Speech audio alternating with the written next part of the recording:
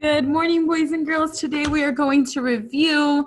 I don't have a read aloud. I don't have anything. I put together a PowerPoint because this is going to help you with your test that's coming up very, very, very, very soon. All right. So here I am. I'm going to share my screen with you. And we are going to start from the top. We're just going to go over some things that we have gone over these past couple of weeks. We're going to talk about text features. I don't know why I yelled. We're going to talk about text features. Now, I want you to tell me what text feature this is. Say it out loud.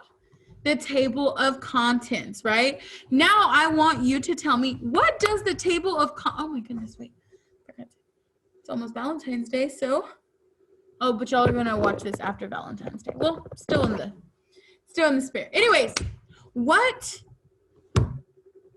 Lost my train of thought. Okay, so what does the table of contents do for us? Think about this. Think about, think about these numbers. Think about these words. What does it tell us? It tells us the page numbers and what page numbers, what those pages are going to be about, right? One thing you need to also make a connection to is that, okay, so look, this table of contents page, it says, let's play baseball, page 4. On page 4, it's going to say, let's play baseball. But that's also called a what? It's called a heading. So this is going to tell us, hey, on page 4, this is going to be the heading, and this is what you're going to learn about. Another one that we don't go over a lot, but it's still a text feature, is a map. It's a map. This one tells us baseball around the world. So it has the entire world on, the whole world right here, and it tells you countries that play baseball. So a lot of the world, it plays baseball, but it's a major sport in Canada, the United States, Argentina, and Japan. All right, so let's look at this. It says, what is baseball? Do you notice how that's bolded, right? But it's at the top, so it's called a what? A heading. What is baseball? Because that's going to tell you, that heading is going to tell you what the rest of the page is going to be about. Remember, I told you, the heading is also on the table of contents. So look at this. What is baseball? Let's go back to the table of contents. What is baseball? I told you the heading and the table of contents, they have a connection. These are going to be the headings. These are going to be the page numbers. And this is going to tell you what the page is going to be about. But on this page, I see heading, right? Which tells us what the page is going to be about. But I also see what? What is this? You should know it. What is it? It's a bold word. And do bold words say, no, I'm not important, don't look at me, just keep going? Is that what bold words do? No, that's not what they do.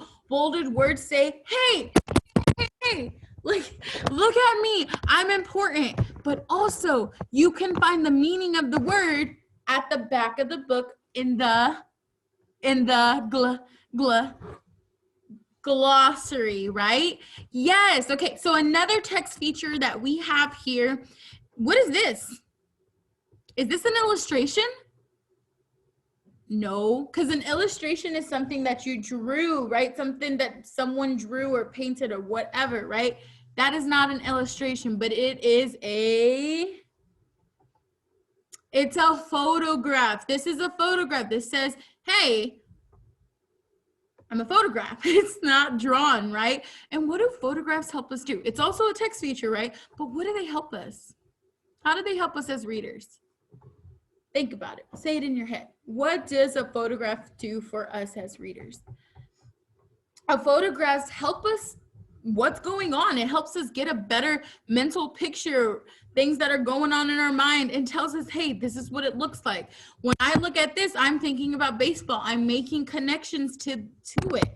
I remember when I played softball, right? Or whatever it is. Maybe you went to a baseball game once. So I see a picture, a photograph, but at the bottom, I see another text feature. And what is that called? It starts with the C. Caption, right? And so what do captions do?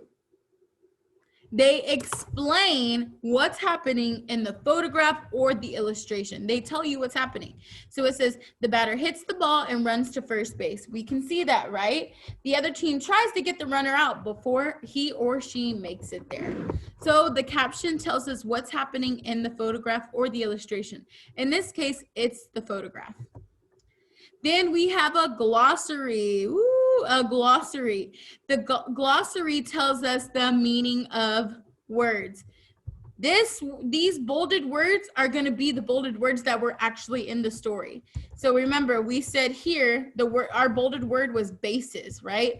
Our bolded word was bases. I can see that bases is right here, and I can see the meaning of it. It says 4 places on a baseball diamond that a runner must reach to score a run. But it also tells you what page you see that on, and it's on page 5. And that is the glossary. Then we're going to go over a little bit of author's purpose. Now, we know author's purpose is easy as pie, right? The P stands for persuade. That means I'm trying to get you to do something. If I say, hey, don't go to the slide because the slide, it's not fun. It's weird. I don't like going down the slides. Come to the swing. Come to the swings. All my friends are there. We're going to have so much fun at the swings. I'm trying to get you to come to the swings, right? I'm trying to get you to do something. That is what persuading is. But so we have P that stands for persuade. I stands for inform. They're giving you facts. They're telling you about something real. Those are usually nonfiction books. Then we have E, the pot. So we have author's purpose is easy as pie. We went through the P, which stands for persuade. The I, it stands for inform, and E is entertain. Now we said E can stand for making you happy or making you sad or making you mad or making you feel silly, whatever. Entertain doesn't always have to be making you happy. It wants to strike some emotion. It wants to make you feel something. So we're going to read this page right here. It says, famous fields. Baseball fans love the fields where their team plays. In Boston's, the teams play. I don't know why I can't see there. In Boston's, the team plays at Fenway Park. It is the oldest ballpark in America. So, me looking at that, are they trying to persuade me to do anything? No.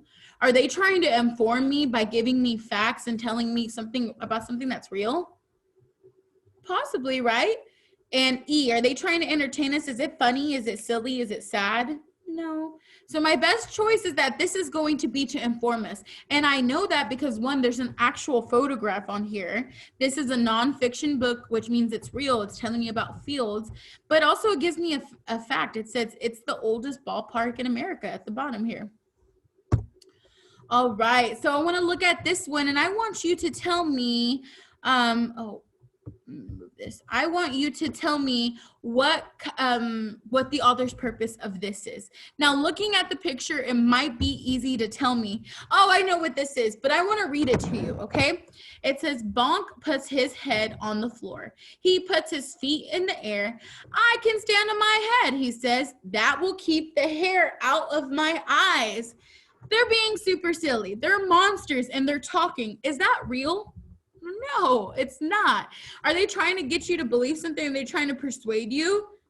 No, they're not. Are they trying to inform you, give you facts about something? No. Are they trying to entertain us? They are. It's being silly, right? They're trying to entertain us with this section, right? Okay, moving on to our next one. So this is a small little insert that I put in. I want you to listen to me.